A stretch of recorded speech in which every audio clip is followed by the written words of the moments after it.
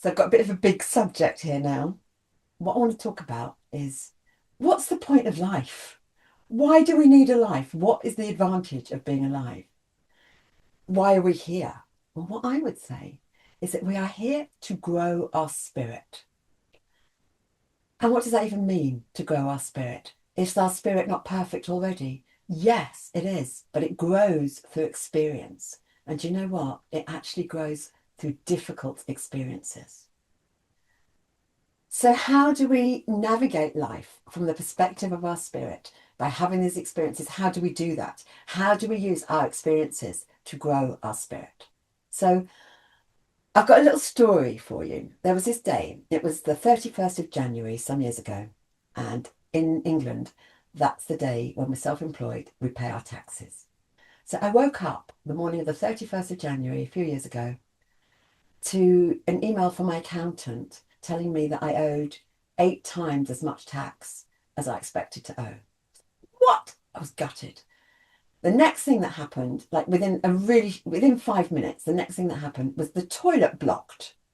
So I've got this tax bill, I've got the toilet blocked. And then the next thing that happened was I had a message from my daughter-in-law telling me that my ex-husband was going to stay with them, to stay with her and my son. And I was like, huh, he gets to go and stay with them and I don't. And that all happened within a 5 minutes span from the moment that I woke up. And I was kind of overwhelmed. It was like, oh my God, everything's crashing down. It all just happened so much. Dealing with the toilet, I'm dealing with the taxes. And now I've got this little bit of like, oh, why does he get to go and I don't get to go? And it was kind of overwhelming in that moment. I was just like, oh my God. And I sat with it. And it was as if the external world around me felt like it was kind of crashing down. But it did this weird thing to my being. My being went into this place of peace. It was like it was too noisy on the outside. If it had been any one of those things, I might have dealt with it differently. I might have felt it more strongly. Because there were three things going wrong all at once, as far as I was concerned. I reacted. And then from that reaction, I came to this weird state of peace. It was so strange. It was like, imagine you've got holes in the ceiling and there's water falling down, and somehow the ridiculousness, the extremity of the situation almost makes you laugh and makes you feel peace. And where I went with my ex partner going to see my son, and I wasn't going to go, suddenly I felt this compassion for him. I thought, I've got people in my life that love me. Isn't it nice that he gets to go and see his son? Isn't it nice that my son gets to have his dad visiting him? And you know, it changed my perspective from that moment on. The extremity of what was happening, the shock of everything happening, took me into a different place within myself.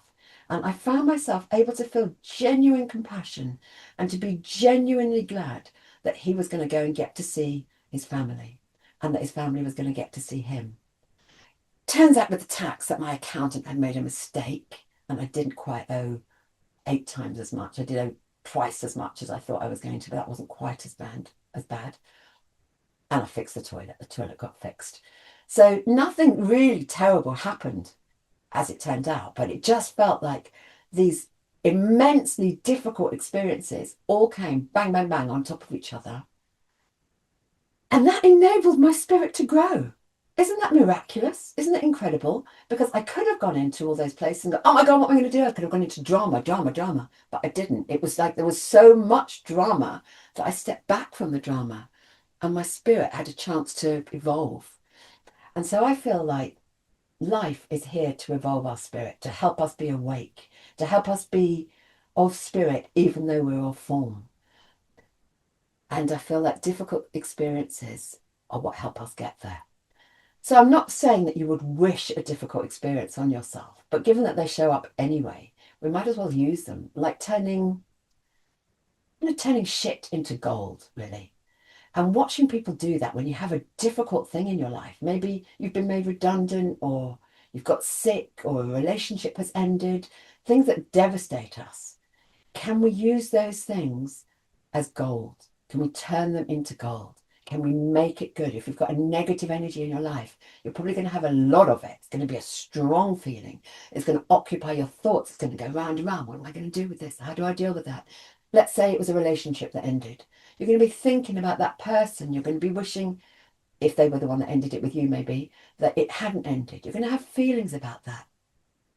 And those feelings can be used as rocket fuel to go on to the next thing. There's somebody I know who got unceremoniously dumped, and she used that energy as a creative force in her life. And now she's an artist. It's just fantastic how she's managed to do that. And we can all do that, by using the difficulties that we have in a benevolent way. If you can just think about the difficulties being a difficult energy in your life rather than a difficult circumstance. One of the ways to do that is to take everybody's face out of the picture. Let's say you've had an argument with somebody and you're disliking that person. Can you just feel the energy of what's happening? Can you just be with the energetics, not with that person's face, so that you don't get so gnarled into the circumstances of life? You don't believe in them. It's as if with life where you need to kind of be in it and really, really in it, believing it 100%, and then come out of it. A bit like when you watch a movie, you're really in the film. If you weren't in it, you wouldn't get the shock with the horror or the intrigue with the storyline. But at the same time, sometimes it's useful to recognize, no, I'm all right. I'm just sat here on my sofa. Nothing's really happening. But we can do the same with circumstances of our life. So I encourage you to use any circumstances in your life, negative circumstances especially, to feel the difficult feelings, because that's another way to grow your spirit, is to feel what's so difficult. And if you can feel difficult feelings, they can act as a portal. And some of the places that we get to on the other side of difficulties are just amazing. It's almost like we step through a membrane of difficulty into paradise, into heaven, but we would never choose to go through that doorway because it looks so grim. We wouldn't want to have those feelings. For example, for some years I had ME. In America, it's called chronic fatigue, and I was just tired all the time. I didn't have any brain power. I couldn't think. But you know what? My spirit came so alive during that process. And I wouldn't wish that on myself. I wouldn't wish to have to take to my bed for 6 months and not be able to raise my children and not be able to earn a living. But it grew my spirit immensely. So I encourage you to notice, are you able to use difficult circumstances for your growth? And when they say what doesn't kill you helps you grow, it's almost like making sure that whatever is happening isn't killing you and is helping you grow.